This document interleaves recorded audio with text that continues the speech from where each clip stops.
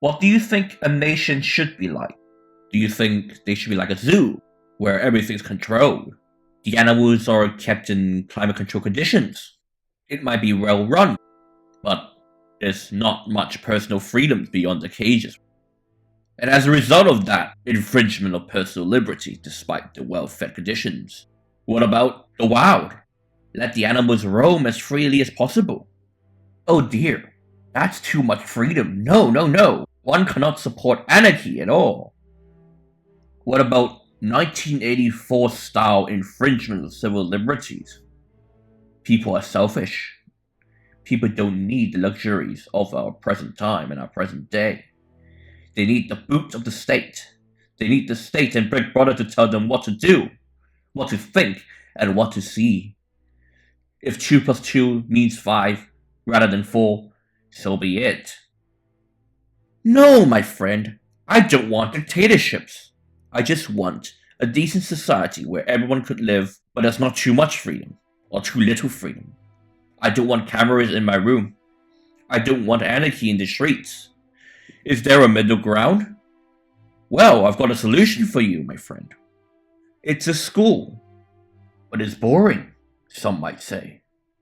Well, hear me out, because it's the great compromise of the century. I believe every school, or at least every good school, fits in with what I want a country to be like. Well, hear me out. First reason is that all schools have a founding date. Of course, the older one is, the better it often is, as it shows the durability of long-standing traditions. Or if an educational institution does not have a long history, they should have a philosophy, as in why are they different to other schools? Why should one enroll? Is it because the teachers have more expertise? Is it for those with special needs, or for the very gifted and intelligent? Oh, of course, you need to find the students. Or enroll them, of course.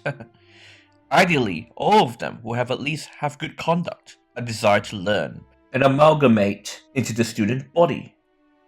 Of course, there needs to be rules. You don't want kids running around, doing stuff that no one likes, and getting into mischief, do we? If you want the rules to be clear, it must be written down. A rule book will be preferable, and it should be codified, and all of the points clearly listed. All of the students must know basic manners and common sense. And if a student breaks the code of conduct, then there must be consequences. The punishment must be proportionate to the misconduct and adjusted for the circumstances of each student. However, it must also be firm, with a clear intention or roadmap in the improvement in a student's comportment. If a student repeatedly flouts those rules, they should expect stricter punishment, like being put in isolation, mandated to do extra tasks, and if needs be, either sadly suspension or regretfully expulsion. A school should be expected to provide all its students the requisites to succeed. This is why the teacher and student ratio is absolutely vital.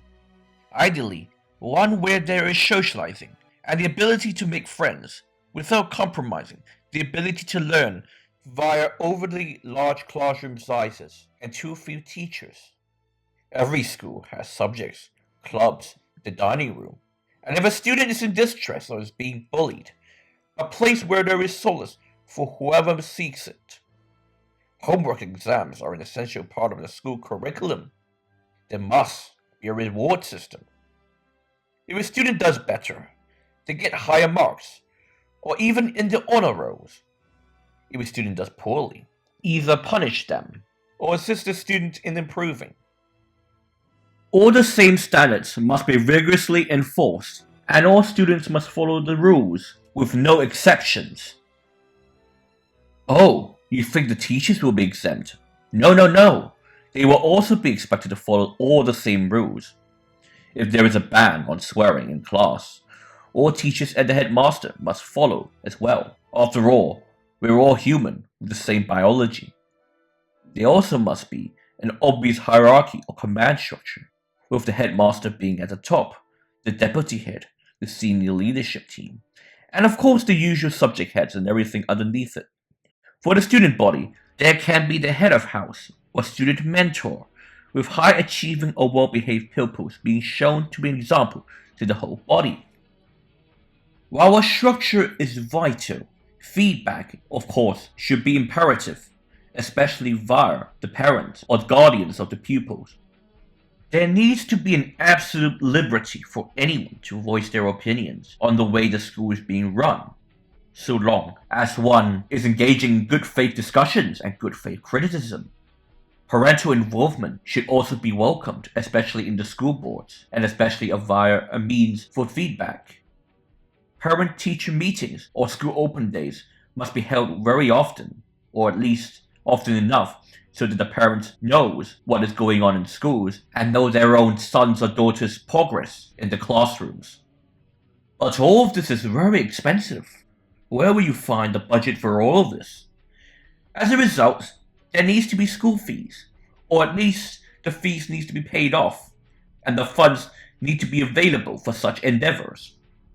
There must be cost transparency, reasonably cost and cost effective in achieving the desired goals of both the school boards, the parents, and most vitally, the students. One should not spend too much money on vanity projects, leaving too little to other areas. So, stinginess must also be avoided. The final goal of a school is to make a student come out of it fully prepared and as independent as possible for the adult world. This means that while guidance and a clear moral framework must be preached, educators should not micromanage every part of the student's personal life, meaning no CCTV in the bathroom, for example, even if one wants to stop school bullying inside of it, or endless field trips or gifts with no conditions on whether one works hard or not. Tragically, not all schools are like this. Most, sadly, are far from it. I mean, it's pretty obvious. What do you expect schools to be like? Do you think all of them are competent? Sadly, a lot of schools tolerate bad behaviors like bullying, people not doing their homework, or being disrespectful towards school staff. Class sizes in those places are also huge, and the school is either free or at least not being adequately funded by the government, or due to fiscal irresponsibility. And because the state has too much power in running the system, there is a lack of incentive for competition, as a bailout will be there when one needs be. It will also be absurd to unite all the schools, especially if one unites a decent school with a horrible school, no matter their characteristics, as the unique identity of the decent one will vanish. But a lot of terrible schools also treat the students like commodities rather than pupils with a desire to learn. The American school system, with the whole idea that you can only go to your public school in your school district, is a prime example of this. A lot of the bad schools are also tragically understaffed, and troublemakers go unpunished, or such methods have been proven ineffective. And there aren't many incentives for one to improve, as they are either non-existent or an impression that there is a greater opportunity cost needed to accomplish the good deed. And because of the bad experience and lack of pride in their institutions, a lot of schools do not emphasize enough work on their conventions or mores, or they have dubious philosophies that are overly idealistic, like the belief that no student should be suspended or that anyone with any background should be allowed in. A lot of failing schools do not have clearly defined conventions, or have discarded them, either due to low morale or the simple lack of concern. Some schools do not hold the same standards towards their teachers when compared to their students. It is commonplace for a teacher to also act inappropriately, but that same instructor will tell anyone off whoever acts similarly. And if the failures were already obvious, it would have been made worse by the lack of parental involvement or engagement. Yes, it is true that I have no experience in teaching. Of course, I, like many others on planet Earth, had gone through the same education systems in our respective nations. I believe everything I say here will be agreed upon by most. However, what is most intriguing is that if one were to present those analogies towards running a country, especially on immigration, political freedoms, national unity, pride on one's achievements, economic policy, and moral values. It will be considered as heresy. I will leave it up to you to make up your own mind about whether the United Kingdom, or your average developed nation, or any nation at all, still follow those ideals.